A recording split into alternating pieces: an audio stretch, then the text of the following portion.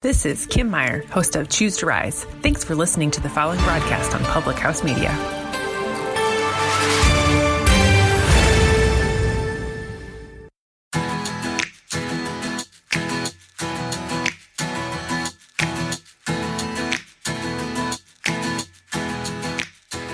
Hello, my friend. I hope you're doing well. It's Julianne Condia, your host of Free Written. It is so fun to come to you today and just share some life tips, some mindset development, and just in hopes that whatever it is that you want to pursue, that you can. I recently read somewhere that 60% of people feel purposeless.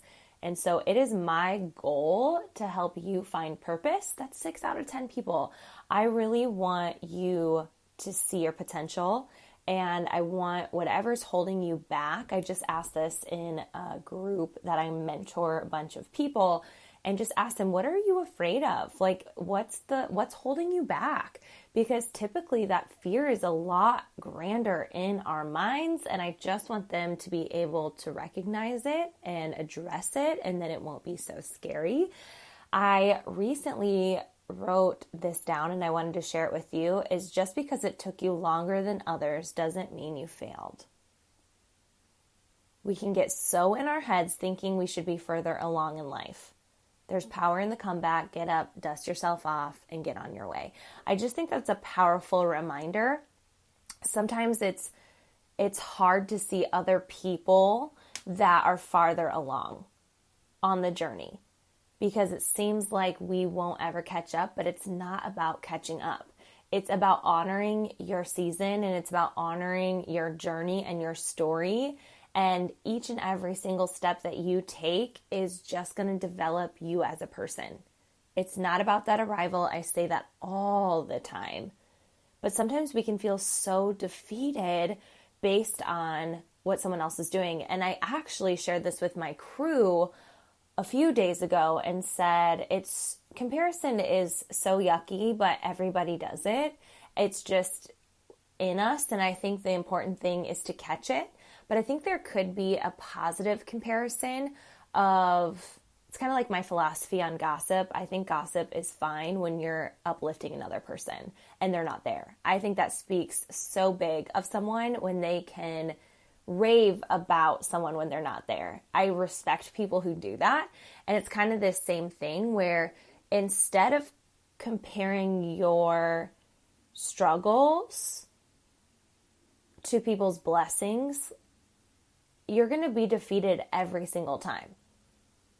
When you compare your trials and heartbreak and all the things going on that aren't good to other people's thriving, you're just going to get frustrated, mad, all the emotions, which are fine to feel, but sometimes instead of just feeling them, we stop taking the action and we feel sorry for ourselves, and our process of working through it is a lot more grueling. And my suggestion is comparing your blessings to other people's trials, not to be better than them, but to also put life into perspective. When you can see how you're blessed and all of the really wonderful things that are going on, it shifts your mindset, your heart, it shifts all the things, and it allows you to live in joy and appreciation. And I was recently reading in my book that obstacles are inevitable, obviously, and it's all about being persistent through them, because they're always going to be there. They're always going to happen, and sometimes people can be so blindsided and so caught off guard with them. But if you can anticipate that there will be obstacles, because there will be, you won't be as surprised and shocked. And I just think with that mindset, it allows you to recover, it allows you to take that action and to keep on moving forward. So during this time of life even, not just COVID-19, that's what we're dealing with right now, is what are you clinging to? Are you clinging to fear, people's negative posts, your excuses, your reasons. I was thinking about this too, is that I've been feeling just very blah because my body has been going through crazy hormonal changes over the last 18 months of being pregnant, delivering Faye and feeding Faye. And we're at the end of our journey, and I can feel my body going back to its hormonal balance. And I'm super excited about that. And just those 18 months of just not feeling my absolute best. But I've been clinging to that hashtag postpartum journey of I'm 5 months postpartum. It's almost like it was buying me time and buying me reasons. And so I know everyone's journey is so different, where I had a really great recovery. I had a really awesome pregnancy. I had a great delivery. Like, all the things have always been really great. And so I don't really have reasons not to push myself. But it's almost like I've been clinging to where I am postpartum to buy me some time without leveling up. And it's like, no, my body's healed. It's fine, right? We're done breastfeeding. So I can take on a bigger challenge. And I think, like, what is your reason that you're clinging on to? Before, it's a lot of time where people say they don't have time. And with all this pandemic going on, you have more than enough time. So you shifted it to another reason. And what is that reason? First of all, I always cling to the hope of Jesus. Like, I just want to throw that out there.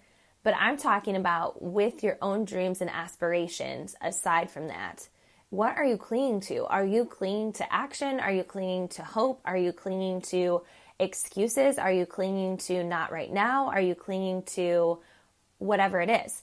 I recently just helped someone who is feeling really low on energy, frustrated by the weight she's gained, and she just wants to take action. A lot of her hours got cut due to COVID-19, and she's still invested in her health journey. Where there are other people who are saying that they can't because of very reasons she said. And I think she realizes is that if she is functioning at her best, she can recover through this faster. She can have a better mindset with more clarity, more energy, better sleep. It's going to make her a better mom, a more patient mom. And she's also going to inspire her kids to see that during this pandemic, she's working on herself. So friend, what are you clinging to? You've got to be really honest with yourself, because I've seen people give reasons of why they can't pursue something, a passion and a purpose. But then someone with the exact same scenario goes for it, whatever it is. It's just whatever we tell ourselves. So what I cling to, especially because clinging to doubt never makes me better. Clinging to fear doesn't make me take action. But when I can cling to the hope, cling to the trust, the decisions, the just saying yes to just going for it, to being a student, to implementing, to creating instead of just consuming, to using my time wisely, something Eric and I do quite a lot. And I think it's even vital now with everyone being home is not watching TV through the week. Because we'd rather cling to ideas and cling to family time and cling to, and let me just tell you this, like whatever, it doesn't have to be TV. It just has to be what is distracting you. What is something that is taking time away that is mindless that you could be replacing with something that lights your soul on fire, that allows you to be creative, that allows you to work on a dream, that allows you, right, a space to grow.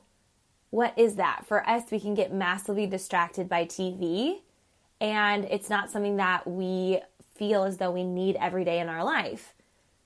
We would rather be doing other things. Because I think we have this mindset of when we look back at our lives, especially during COVID-19, we want to be proud of what we did. I've said this before, is we're coming out of quarantine stronger than we went in. And so we have to take the steps and the action to do that. We are not perfect at it. We have to course correct a lot. And maybe that's the lie that you think, is that it should just be so easy. It is not. It takes intentionality. It takes practice. It takes course correcting. I was just talking to my best friend And she's on this journey of weight loss. And I was asking her about how it was. And she said, I've been off for a week. And she said, you know what? But I start tomorrow again. And I said, yes, you can always course correct. I have to do that too. And I was just really proud of her for being like, you know what? It's just because I got off track for a week doesn't mean I have to throw in the towel. It's just about course correcting and working on it and just being more intentional. So for example, what time have you been getting up? Maybe it's setting your alarm a half hour early before everybody else gets up in your house. So for me, before COVID-19, but let me take this back a little bit. So before Faye and pregnancy, I was always up at 4:30, 5 o'clock. Like that was just that's my best time.